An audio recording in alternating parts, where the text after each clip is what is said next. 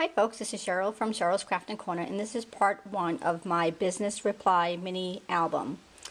This has been on my crafting to-do list. I'm not sure if you guys all have one, but I have one that as I see something, I tend to want to make it, and it goes on my craft to-do list. So this has been on my list for quite some time. I've been saving up these business reply envelopes that you keep getting in the mail. So instead of tossing them, you can make mini albums from them. And I'm going to show you my first sample and then the pages and the measurements that I've done with this. So for now, this is just stage 1. This is where I've covered all my paper last night. All my envelopes last night, and made it into an album. Today I will be decorating and further embellishing this, and this will be on part 2. So this album ends up being 4 1/4 by 4 1/2, which is a really nice size, I think. I will be edging out this so that you can do some pull-out pages as well as at the top. So you'll look forward to that in part 2. So let me show you how I put this together. And this is all done with my Mind's Eye paper stack. And I can't remember which store I got this from. It could have been Michael's or AC Moore. When I see a pack, I just have to have it, kind of like an addiction to paper holder, I guess. So here's what I did.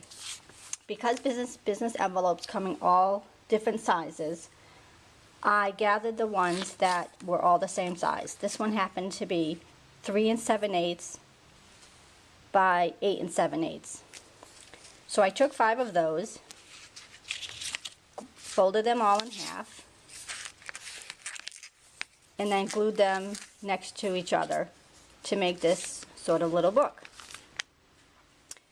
Next thing I did is I cut 5 pieces of patterned paper, like I said, from my Mind's Eye, and those were cut at 3 7/8 as well, and 8 7/8.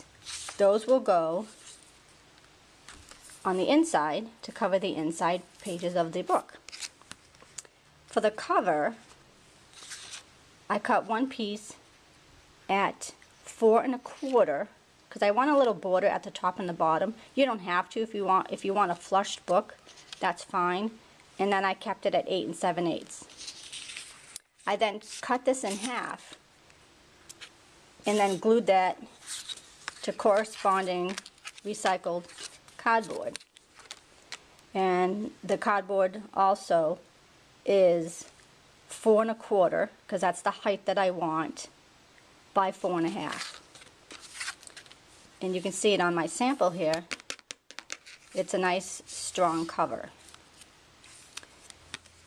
After I glued all those together, and I used the glue I used is tacky glue to glue the envelopes together,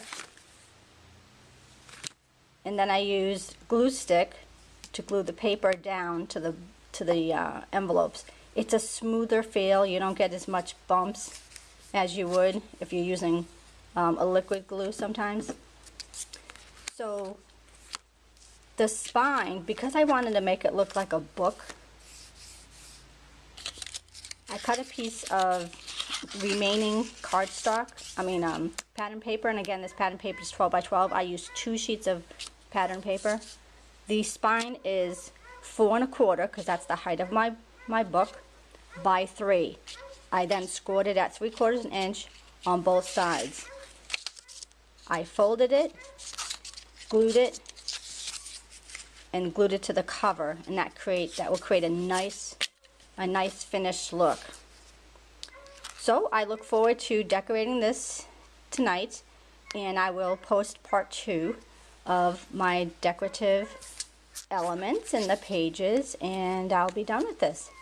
And I'll see you on Cheryl's Crafting Corner. Thanks for stopping by.